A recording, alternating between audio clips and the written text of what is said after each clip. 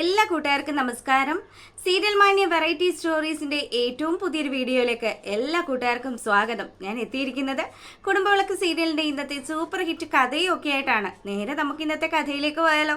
അങ്ങനെ നമ്മുടെ സുമിത്ര വളരെയധികം ഇഷ്ടത്തോടു കൂടി തൻ്റെ ശ്രീനിലയത്തിന്റെ പടി ചവിട്ടുകയാണ്. അപ്പൊ സരസ്വതി അമ്മ പറയുന്നുണ്ട്, ഇതെല്ലാം നേടിത്തരാൻ കാരണക്കാരനായത് എൻ്റെ മകനാണ്. പക്ഷെ അവൻ ഈ സമയത്ത് ഇവിടെ ഇല്ലാതെയായി പോയല്ലോ എന്നുള്ള ഒരു സങ്കടം. അത് സരസ്വതി ഇങ്ങനെ പറഞ്ഞതും സുമിത്ര സരസ്വതി ഒന്ന് നോക്കുക. പണ്ടുതാണെങ്കിൽ ഇനിയിപ്പോൾ വേറെ ഒന്നും സംസാരിക്കണ്ട, എല്ലാവരും വാ നമുക്ക് അകത്തോട്ട് പോവാന്ന് പറഞ്ഞ് നമ്മുടെ സരസ്വതി അമ്മ തന്നെയാണ് ആ വാതിൽ തുറന്ന് അകത്തേക്ക് കയറുന്നത്. അപ്പോൾ പെട്ടെന്ന് തന്നെ നമ്മുടെ സ്വരമോള് ചോദിക്കുന്നുണ്ട്, ഇത് പുതിയ വീടാണോ അച്ഛമ്മ എന്ന് ചോദിക്കുമ്പം ഇത് മോളുടെ മുത്തശ്ശൻ്റെ വീടാണ്. എൻ്റെ മുത്തശ്ശൻ്റെ വീടോ? അപ്പം എൻ്റെ മുത്തശ്ശൻ ഇവിടെ ഉണ്ടോ എന്ന് ചോദിച്ച സ്വര പിന്നെ നിർബന്ധം പറയുകയാണ്. അപ്പോൾ ഉടനെ തന്നെ നമ്മുടെ സുമിത്രയാണെങ്കിൽ തൻ്റെ അച്ഛൻ്റെ മുന്നിൽ, അച്ഛൻ്റെ ഫോട്ടോയ്ക്ക് മുന്നിൽ സ്വരമോളെ എത്തിക്കുകയാണ്. അയ്യോ, നല്ല സുന്ദരനാണല്ലോ എൻ്റെ മുത്തശ്ശൻ. മുത്തശ്ശൻ മരിച്ചു പോയോ എന്ന് ചോദിക്കുമ്പം അതെ മോളെ, മുത്തശ്ശൻ മരിച്ചു പോയിട്ട് വർഷങ്ങളായി. ഇതാണ് മോളുടെ മുതുമുത്തശ്ശൻ എന്നും പറഞ്ഞ് സുമിത്ര നമ്മുടെ അച്ഛൻ്റെ ഫോട്ടോ കാണിച്ചു കൊടുക്കുകയാണ്. അപ്പം തൻ്റെ ഭർത്താവിൻ്റെ ഫോട്ടോ കണ്ടത്, അയ്യോ എൻ്റെ ശിവദാസൻ ചേട്ടൻ ഇവിടെ ഉണ്ടായിരുന്നെങ്കിലെന്നും പറഞ്ഞ് സരസ്വതി അമ്മ ഒരു കരച്ചിലങ്ങ് തുടങ്ങി. സരസ്വതി അമ്മയെ പിന്നെ നമ്മുടെ സുമിത്രയും അതുപോലെ ശീതളൊക്കെ കൂടി ആശ്വസിപ്പിക്കുകയാണ്. അമ്മ ഇനി വിഷമിച്ചിട്ട് കാര്യമില്ലല്ലോ, സംഭവിക്കാനുള്ളതെല്ലാം സംഭവിച്ചു. അപ്പം സുമിത്ര പല കാര്യങ്ങളും ആ വീട്ടിലെത്തിയതും ആലോചിക്കുകയാണ്. അച്ഛനൊത്തുള്ള നിമിഷങ്ങളും അതുപോലെ തൻ്റെ മുൻ ഭർത്താവായിരുന്ന സിദ്ധാർത്ഥിനൊപ്പം ചെലവഴിച്ച നിമിഷങ്ങളും ഒക്കെ ആലോചിക്കുമ്പോഴത്തേക്കിനും അവൾക്ക് നല്ല വിഷമമൊക്കെ ഉണ്ട്. ശരിക്കും പറഞ്ഞാൽ ഇത്രയും കാലത്തിന് ശേഷം ഈ വീട്ടിലേക്ക് വന്നപ്പോൾ സുമിത്രയുടെ മനസ്സിലൂടെ ഓരോ കാര്യങ്ങളും ഇങ്ങനെ മിന്നി മറയുകയാണ്. പിന്നീടാണെങ്കിലോ നമ്മുടെ അനിരുദ്ധാണെങ്കിൽ ശീതളിനെയും വിളിച്ചിട്ടാണ് വന്നിട്ടുള്ളത്. അപ്പോൾ ശീതൾ ഓടി വന്നു അമ്മയെന്ന് വിളിച്ച് വന്നപ്പോഴത്തേക്കിനും സുമിത്രയാണെങ്കിലോ, മോളെ നീ രാവിലെ തന്നെ പോകുന്നതെന്ന് ചോദിക്കുമ്പം അതെ അമ്മേ, നിങ്ങളെല്ലാവരും ഇവിടെ എത്തുമ്പം, അത് ശ്രീനിലയത്തിൽ എത്തുമ്പം ഞാനും ഇവിടെ ഉണ്ടാവണ്ടേ, അതുകൊണ്ട് ഞാൻ വന്നു എന്നും പറഞ്ഞ് സുമിത്രയും അതുപോലെ പൂജയും തമ്മിൽ കെട്ടിപ്പിടിക്കുമ്പോഴത്തേക്കിനും ഇതൊന്നും കണ്ട് രസിക്കാതെ നമ്മുടെ ശീതളും സരസ്വതി അച്ഛമ്മയും അവിടെ അങ്ങനെ നിൽക്കുകയാണ്. അപ്പം ഇനി എല്ലാവരും ഒക്കെ ഏതൊക്കെ റൂമിലാണ്, എല്ലാവരും പഴയ റൂം തന്നെ ഉപയോഗിച്ചോ എന്നുള്ള കാര്യമൊക്കെ അനിരുദ്ധ് പറയുകയാണ്. അപ്പം സരസ്വതി അമ്മ പറയുന്നുണ്ട്, ശീതൾ ഇവിടെയുണ്ട്, ശീതളിന് ഞാൻ എൻ്റെ റൂമൊന്നും കൊടുക്കുകയൊന്നുമില്ല, എനിക്ക് തനിയെ എൻ്റെ റൂമിൽ കിടക്കുന്നതാണ് ഇഷ്ടമെന്ന് പറഞ്ഞതും അപ്പോൾ അവിടെ ആ വീട്ടിൽ അധികപ്പറ്റായിട്ട് നിൽക്കുന്നത് നമ്മുടെ പൂജയാണ്. പൂജ എൻ്റെ കൂടെ താമസിക്കുമെന്നും പറഞ്ഞ് സുമിത്ര പൂജയെ ചേർത്ത് നിർത്തുകയാണ്. ഈ സമയത്താണെങ്കിലോ അങ്ങനെയാണെങ്കിൽ ഒരു കാര്യം ചെയ്യാം, ശീതൾ എൻ്റെ കൂടെ കുറച്ച് ദിവസത്തേക്ക് നിന്നോട്ടെ, ഇനിയിപ്പോൾ ഇവളുടെ ഭർത്താവിനോടൊപ്പം പോയി കഴിഞ്ഞാൽ പിന്നെ ഞാൻ തന്നെ ആയിരിക്കുമല്ലോ എന്നും പറഞ്ഞ് സരസ്വതി ശീതളിനെയും കൂട്ടി റൂമിലേക്ക് പോവാണ്. അനിരുദ്ധാണെങ്കിൽ തൻ്റെ അമ്മയുടെ കൈയും പിടിച്ച് അമ്മ താമസിച്ചിരുന്ന റൂമിലേക്ക് കൊണ്ടുപോകുമ്പോഴത്തേക്കിനും സുമിത്രയാണെങ്കിൽ അങ്ങോട്ട് പോയതും നമ്മുടെ പൂജ അവിടെ മൊത്തത്തിൽ ഒറ്റപ്പെട്ട ഒരവസ്ഥയിലാണ്. അപ്പോൾ പൂജ അവിടെ അങ്ങനെ നിൽക്കുകയാണ്, താൻ എങ്ങോട്ട് പോകണം. അപ്പോൾ ഉടനെ ശീതൾ പറയുന്നുണ്ട്, പൂജ നീ പ്രതീക്ഷേട്ടൻ്റെ റൂം യൂസ് ചെയ്തോളൂ, അത് കുഴപ്പമില്ലല്ലോ, അതും പൂട്ടിക്കിടക്കുമല്ലേ എന്ന് പറയുകയാണ്. പെട്ടെന്ന് തന്നെ നമ്മുടെ സുമിത്രയാണെങ്കിൽ വേണ്ട, എന്നോടൊപ്പം തന്നെ അവൾ താമസിച്ചോളൂ എന്നും പറഞ്ഞ് അവർ നമ്മുടെ പൂജയും കൂട്ടി അങ്ങ് പോവുകയാണ്. അങ്ങനെ റൂമിലെത്തിയ അനിരുദ്ധും സുമിത്രയും കൂടി അവിടെ ഇരിക്കുന്ന ആ ഒരു സമയത്ത് സുമിത്ര സിദ്ധാർത്ഥിൻ്റെ ആ ഒരു ഓർമ്മകളിലേക്ക് പോവുകയാണ്.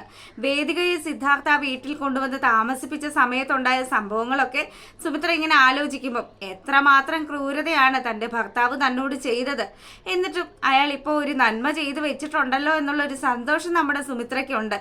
പിന്നീടാണെങ്കിലോ ശീതളാണെങ്കിൽ തൻ്റെ ഡ്രസ്സും സാധനങ്ങളും ഒക്കെ അടുക്കി പെറുക്കി വെക്കുകയാണ്. അപ്പം ഇവളുടെ ഈ അടുക്കിപ്പെറുക്കലൊക്കെ കാണുമ്പോൾ നമ്മുടെ സരസ്വതി അമ്മ വന്നിട്ട് പറയുന്നുണ്ട്, അല്ല ശീതളെ, ഇനിയിപ്പം ഇവിടെ സ്ഥിരതാമസത്തിനുള്ള പരിപാടിയാണോ നീ നിന്റെ ഭർത്താവിനോടൊപ്പം പോകുന്നില്ലേ എന്ന് ചോദിക്കുമ്പം അതെന്ത് ചോദ്യം അച്ഛമ്മ ചോദിച്ചത്, ഞാനേ കുറച്ച് ദിവസം ഇവിടെ ഉണ്ടാവും, അത് കഴിഞ്ഞ് സച്ചിനുമായിട്ടുള്ള പ്രശ്നമൊക്കെ പരിഹരിച്ച് കഴിഞ്ഞ് ഞാൻ ഈ വീട്ടിൽ നിന്ന് പോയിക്കോളാന്ന് പറയുകയാണ്. കെട്ടിച്ച് വിട്ട് കഴിഞ്ഞാലുണ്ടല്ലോ, കെട്ടിച്ച് വിട്ട വീടാണ്, ഭർത്താവിൻ്റെ വീട് തന്നെയാണ്, നിങ്ങളെപ്പോലെയുള്ള പെൺപിള്ളേരുടെ ഒക്കെ വീടെന്നും പറഞ്ഞ് അച്ഛമ്മ ഭയങ്കര പുരാണമൊക്കെ പറയുമ്പോൾ ശീതൾ പറയുന്നുണ്ട്, എൻ്റെ അച്ഛമ്മേ, ഞാൻ ഇവിടെ നിൽക്കാൻ പോകുന്നില്ല എന്ന് അച്ഛമ്മയോട് പറഞ്ഞില്ലേ, കുറച്ച് ദിവസത്തേക്ക് ഞാനിവിടെ ഉണ്ടാകും, പിന്നെ ഇത് എൻ്റെയും കൂടെ വീടാണ്, അതൊന്നും മറന്നു പോകണ്ട, എന്നെ ഇവിടുന്ന് കല്യാണം കഴിച്ച് വിട്ടു എന്ന് വിചാരിച്ച് ഞാൻ ഇവിടുന്ന് അങ്ങ് കുറ്റിയും പറിച്ചല്ല പോയെന്ന് പറയുക. പെട്ടെന്ന് തന്നെ അല്ലടി മോളെ, നീ ഇവിടെ നിൽക്കുന്ന കൊണ്ടല്ല, പക്ഷേ നീ നിൽക്കേണ്ടത് നിന്റെ ഭർത്താവിനോടൊപ്പം അല്ലടി. അതിനു വേണ്ടി നിങ്ങൾ തമ്മിൽ എന്താ പ്രശ്നം? ഈ അച്ചമ്മയോട് പറ, അച്ചമ്മ പരിഹരിച്ചു തരാമെന്ന് പറയുമ്പോൾ കുറച്ച് പ്രശ്നങ്ങളൊക്കെ ഉണ്ട്. എന്തായാലും തൽക്കാലം ഞാൻ ഇതൊന്നും അച്ചമ്മയോട് പറയാൻ ഉദ്ദേശിച്ചിട്ടില്ല. മോളെ, നീ ഇവിടെ നിൽക്കുന്ന അത്രയും കാലം നീ ഈ വീട്ടിലൊരു അധികപ്പറ്റ് തന്നെയാണ്. നീ ഇപ്പം ആലോചിച്ച് നോക്ക്, ഓരോരുത്തർക്കും ഓരോരുത്തരുടേതായിട്ടുള്ള സ്ഥാനമുണ്ട് ഈ വീട്ടിൽ. ഇപ്പൊ നിന്റെ സ്ഥാനത്തിരിക്കുന്നത് പൂജയാണ് എന്നും പറഞ്ഞ് പൂജയെയും നമ്മുടെ ശീതളിനെയും തമ്മിൽ ഒരു കുത്തിത്തിരിപ്പ് ഉണ്ടാക്കാൻ സരസ്വതി ശ്രമിക്കുകയാണ്. പെട്ടെന്ന് തന്നെ ശീതൾ അതിന് മറുപടിയും പറയുന്നുണ്ട്. അച്ചമ്മ വിചാരിക്കുന്ന പോലെയൊന്നും അല്ല കാര്യങ്ങൾ. എൻ്റെ അമ്മയുടെ മനസ്സിൽ എനിക്കൊരു സ്ഥാനമുണ്ട്, അതുപോലെ അച്ചമ്മയുടെ മനസ്സിൽ എനിക്കൊരു സ്ഥാനമില്ലേ? അച്ചമ്മയുടെ മനസ്സിൽ എൻ്റെ സ്ഥാനം അച്ചമ്മ വേറെ ആർക്കെങ്കിലും കൊടുക്കുമോ എന്നൊരു ചോദ്യം ശീതൾ ചോദിക്കുകയാണ്. അപ്പോൾ ആ ചോദ്യത്തിൽ സരസ്വതി അമ്മ മൂക്കും കുത്തി വീണു. ഇല്ല മോളെ, അച്ചമ്മ അങ്ങനെയൊന്നും ചിന്തിക്കുകയൊന്നുമില്ല. അച്ചമ്മയ്ക്ക് ശീതള മോള് തന്നെ മതിയെന്നും പറഞ്ഞ് അച്ചമ്മ ശീതളിനെ ചേർത്ത് നിർത്തുകയാണ്. അതുകൊണ്ട് നമുക്ക് രണ്ടുപേർക്കും കൂടി ഇവിടെ താമസിക്കാമെന്നും പറഞ്ഞ് അവൾ ആ സാധനങ്ങളൊക്കെ അവിടെ അടുക്കി വെക്കുകയാണ്. പിന്നീടാണെങ്കിൽ നമ്മളെ കാണിക്കുന്നത് പരമശിവൻ രഞ്ജിതയുടെ വീട്ടിലെത്തുന്നതാണ്. അപ്പം ശ്രീനിലയം സുമിത്രയ്ക്ക് തിരികെ കൊടുത്തത് വഴി തനിക്ക് വൻ ലാഭമാണോ ഉണ്ടായിരിക്കുന്നത് എന്നുള്ള കാര്യം പറയുമ്പം രഞ്ജിതയാണെങ്കിൽ പരമശിവത്തിന് നേരെ പൊട്ടിത്തെറിക്കുക. താൻ എന്ത് ചതിയാടോ ചെയ്തത്? തനിക്ക് ഒരു വാക്ക് എന്നോട് ചോദിച്ചിട്ട് അതവർക്ക് തിരികെ കൊടുത്താൽ പോരായിരുന്നോ? ഞാനിപ്പോൾ എന്തായി? ഞാനിപ്പോൾ തോറ്റുപോയില്ലേ? സുമിത്രയുടെ മുന്നിൽ ഞാൻ തോറ്റുപോയില്ലേ എന്നൊക്കെ പറഞ്ഞ് രഞ്ജിത അങ്ങ് അലമുറയിട്ട് പ്രശ്നം ഉണ്ടാക്കുകയാണ്. അപ്പം ഇതൊക്കെ കേൾക്കുമ്പോൾ അരവിന്ദനും പറയുന്നുണ്ട്, പരമശിവം തന്നെ ഒരുപാട് സഹായിച്ചതാണ് ഞാനും രഞ്ജിതയും ഒക്കെ. തനിക്ക് ആ വീട് അവർക്ക് തിരികെ നൽകിയ സമയത്ത് ഒരു വാക്ക് പറയായിരുന്നല്ലോ, ആ ഒരു മര്യാദ പോലും താൻ കാണിച്ചില്ലല്ലോ എന്ന് പറഞ്ഞതും പരമശിവൻ തൻ്റെ ശരിയായ നിലപാടങ്ങ് പറയുകയാണ്. അതെ, ഞാൻ നല്ല ഒന്നാം തരം ബിസിനസ്സുകാരനാണ്. അത് നല്ല രീതിയിലും അല്ലാതെയും ഒക്കെ ഞാൻ ബിസിനസ് ചെയ്യുന്നുമുണ്ട്. അതുകൊണ്ട് നിങ്ങൾ ആ കാര്യമൊന്നും പറഞ്ഞ് എന്നെ ഭീഷണിപ്പെടുത്തുമൊന്നും വേണ്ട. രഞ്ജിതയ്ക്ക് സഹായങ്ങളൊക്കെ കിട്ടിയത് അത് ഞാൻ മൂലമല്ലേ? അപ്പോൾ രഞ്ജിതയ്ക്ക് ഇത് കേട്ടതും ഇഷ്ടപ്പെട്ടില്ല. രഞ്ജിത പറയുന്നുണ്ട്, എടോ തനിക്ക് ശ്രീനിലയം എങ്ങനെയാണ് കിട്ടിയത്? അതിനുവേണ്ടി പിന്നിൽ നിന്ന് കളിച്ചത് ഞാനല്ലേ എന്നുള്ള കാര്യം പറഞ്ഞതും ആര് പിന്നിൽ നിന്ന് കളിച്ചാലും നിങ്ങളെയും ഞാൻ സഹായിച്ചിട്ടുണ്ട്. അതുകൊണ്ട് ഇപ്പം ഈ വീട് നല്ല കൊള്ള ലാഭത്തിനാണ് ഞാൻ സിദ്ധുവിന് തിരികെ കൊടുത്തത്. അതുകൊണ്ട് എനിക്ക് പണം കിട്ടിയിട്ടുണ്ട്. ഞാൻ പണമായി നോക്കുകയുള്ളൂ.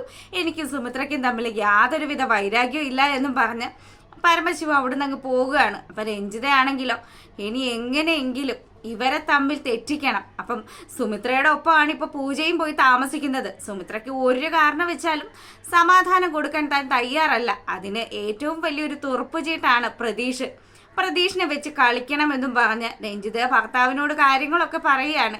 പിന്നീടാണെങ്കിലോ നമ്മുടെ പൂജ വന്നു സുമിത്രയുടെ അടുത്ത് വന്ന് സംസാരിക്കുക. അമ്മേ, നമ്മളാരും വിചാരിക്കുന്ന പോലെയൊന്നും അല്ല രഞ്ജിതാൻ്റെ. വളരെ സ്നേഹവും കരുതലും ഒക്കെ ഉള്ള ഒരാളാണ്. എൻ്റെ അച്ഛൻ്റെ പെങ്ങളാണ് എന്നൊക്കെ ഇപ്പോൾ പറയുന്നതിൽ എനിക്ക് വലിയ സന്തോഷമൊക്കെ ഉണ്ട്. അതുപോലെയാണ് എന്നെ പരിഗണിച്ചത് എന്നൊക്കെ പറയുമ്പം രഞ്ജിതയെ നീ അങ്ങനെ അങ്ങ് കണ്ണടച്ച് വിശ്വസിക്കേണ്ട പൂജ.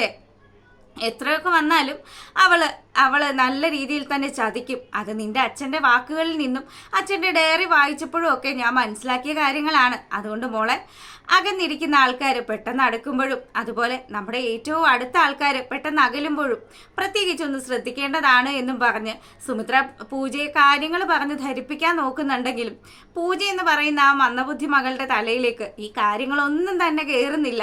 പൂജയാണെങ്കിൽ രഞ്ജിത വിരിച്ച വലയുടെ അകത്ത് പെട്ട കണക്കിനങ്ങനെ നിൽക്കുകയാണ്. അപ്പം അമ്മയ്ക്ക് എന്തെങ്കിലും രഞ്ജിത ആൻറ്റി നല്ലൊരാളാണ് എന്ന് ബോധ്യപ്പെടും. അപ്പം സുമിത്ര ഉടനെ തന്നെ പറയുന്നുണ്ട്, മോളെ അവൾ അങ്ങനെ നല്ലൊരാളായിരുന്നെങ്കിൽ ഒരിക്കലും നീ അനുഭവിക്കേണ്ടുന്ന സ്വത്തുക്കളൊക്കെ കൈവശപ്പെടുത്തി അനുഭവിക്കില്ലല്ലോ. അതുകൊണ്ട് നിന്റെ അച്ഛൻ പറഞ്ഞതുപോലെയാണ് ഇതുവരെ നിന്റെ കാര്യത്തിൽ ഓരോ കാര്യങ്ങളും ഞാൻ ചെയ്തു തന്നിട്ടുള്ളത്. നിന്റെ ജീവിതം മുന്നോട്ട് പോകുന്നത് ആ രീതിയിൽ തന്നെയാണ് എന്നൊക്കെ പറഞ്ഞ് സുമിത്ര, ഇനി നാളെ ഒരു ദിവസം നീ എനിക്കെതിരെ ചിലപ്പോൾ സംസാരിച്ചെന്നൊക്കെ വരും. അതിലും ഈ അമ്മയ്ക്ക് വലിയ അത്ഭുതമൊന്നും ഉണ്ടാവില്ല എന്നും പറഞ്ഞ് സുമിത്ര കാര്യങ്ങൾ വീണ്ടും വീണ്ടും പൂജയെ ധരിപ്പിക്കാൻ ശ്രമിക്കുന്നുണ്ടെങ്കിലും പൂജയാണെങ്കിലോ രഞ്ജിത വരച്ച വരയുടെ അകത്ത് അങ്ങനെ നിൽക്കുകയാണ്. അപ്പോൾ പെട്ടെന്ന് തന്നെ ഇനിയെല്ലാം മോളുടെ ഇഷ്ടം പോലെ തന്നെ. അപ്പോൾ പൂജ ഇങ്ങനെ മനസ്സിലാലോചിക്കുന്നുണ്ട്, രഞ്ജിത ആൻറ്റിയുടെ നന്മയൊക്കെ തിരിച്ചറിയുന്ന ഒരു കാലം എൻ്റെ അമ്മയ്ക്ക് ഉണ്ടാകും. അന്ന് അമ്മ തിരുത്തി പറയൂ എന്നുള്ള രീതിയിൽ ഇവളിങ്ങനെ ആലോചിക്കുകയാണ്. പിന്നീടാണെങ്കിലോ നമ്മുടെ സ്വരമോള് അനിരുദ്ധിന്റെ ചെവിയിൽ ചെറിയ രഹസ്യമൊക്കെ പറയാണ്. രണ്ടുപേരും രഹസ്യമൊക്കെ പറഞ്ഞതും പൊട്ടിച്ചിരിക്കുന്നതും ഒക്കെയുണ്ട്. അങ്ങോട്ടേക്ക് അനന്യ വന്നതും അനന്യയോടും അനിരുദ്ധ് പറയുന്നുണ്ട്, ദേ നിന്റെ മോളൊരു കാര്യം പറയാണ്, എന്താണ് എന്നെക്കുറിച്ചുള്ള വല്ല കാര്യമാണോന്നും ചോദിച്ച് അനന്യ ഇങ്ങനെ വിശേഷം തിരക്കുമ്പോഴത്തേക്കിനും അതൊക്കെ ഉണ്ട് മമ്മി, മമ്മി ഇവിടെ ഇരുന്നേ, മമ്മിയുടെ ചെവിയിൽ ഞാൻ പറയാമെന്നും പറഞ്ഞ് സ്വരമോള് നമ്മുടെ അനന്യയുടെ കാതിലും ആ രഹസ്യം പറയുകയാണ്. പെട്ടെന്ന് തന്നെ എന്നാലും ശരി എല്ലാം പറഞ്ഞതുപോലെ മോളൊരു കാര്യം ചെയ്യും, ശീതൾ ആൻറ്റിയുടെ അടുത്ത് പോയി ഈ രഹസ്യം പറഞ്ഞിട്ട് വാന്നും പറഞ്ഞ് കൊച്ചിനെ പറഞ്ഞയക്കുകയാണ്. അതിനുശേഷം അനിരുദ്ധാണെങ്കിലോ ഒരുപാട് നന്ദിയുണ്ട് അന്യ, താൻ എന്നോടുള്ള ദേഷ്യം ഈ വീട്ടിലെ മറ്റാരോടും കാണിച്ചില്ലല്ലോ, അതിനെനിക്ക് ഈ വീട്ടിലുള്ള ആരോടും വലിയ ദേഷ്യമൊന്നും ഇല്ലല്ലോ, എനിക്ക് ആകെ മൊത്തം ദേഷ്യം ഉണ്ടായിരുന്നത് അനിരുദ്ധിനോട് മാത്രമായിരുന്നു. അതും ഇപ്പം അതിൻ്റെ അളവൊക്കെ കുറഞ്ഞു വരികയാണ്. പഴയ ഞാനായിരുന്നെങ്കിൽ ഒരു കാരണം വെച്ചാലും അനിരുദ്ധിൻ്റെ ഒപ്പം ജീവിക്കാൻ പോലും തയ്യാറാവില്ല. ഇപ്പം ഞാൻ കരുതുന്നത് എൻ്റെ സ്വരമോളുടെ സന്തോഷവും സമാധാനവും മാത്രമാണ്, അല്ലാതെ നമ്മൾ തമ്മിൽ ഇനിയും മുന്നോട്ട് നല്ലൊരു ജീവിതം ഉണ്ടാകുമെന്ന് ഞാൻ വിചാരിക്കുന്നില്ല എന്നും പറഞ്ഞ് അവളുടെ തീരുമാനമൊക്കെ പറഞ്ഞ് അവിടെ നിന്ന് അങ്ങ് പോവുകയാണ്. അനിരുദ്ധാണെങ്കിലോ അനന്യ പറഞ്ഞ വാക്കുകളൊക്കെ ഇങ്ങനെ ആലോചിച്ച് വിഷമിച്ച് നിൽക്കുന്നത് കാണിച്ചുകൊണ്ടാണ് ഇന്നത്തെ നമ്മുടെ കുടുംബവിളക്കിൻ്റെ വിശേഷം അവസാനിക്കുന്നത്. അപ്പം എപ്പോഴും പറയുന്നത് പോലെ ഇന്നലെ നമ്മുടെ ഏഷ്യാനെറ്റ് മാമന്മാർ നമ്മളെ പറ്റിച്ചത് കൊണ്ടാണ് പ്രൊമോ വീഡിയോ ഇടാൻ പറ്റാതിരുന്നത്. അപ്പം എല്ലാവരും ഒന്ന് കണ്ട് സപ്പോർട്ട് ചെയ്യുക, ഇഷ്ടപ്പെട്ടാൽ ലൈക്ക് ചെയ്യാൻ മറക്കരുത്. അപ്പം എല്ലാവർക്കും നല്ലൊരു ദിവസമൊക്കെ ആശംസിച്ചുകൊണ്ട് വീഡിയോ വൈൻഡപ്പ് ചെയ്യാണ്. താങ്ക്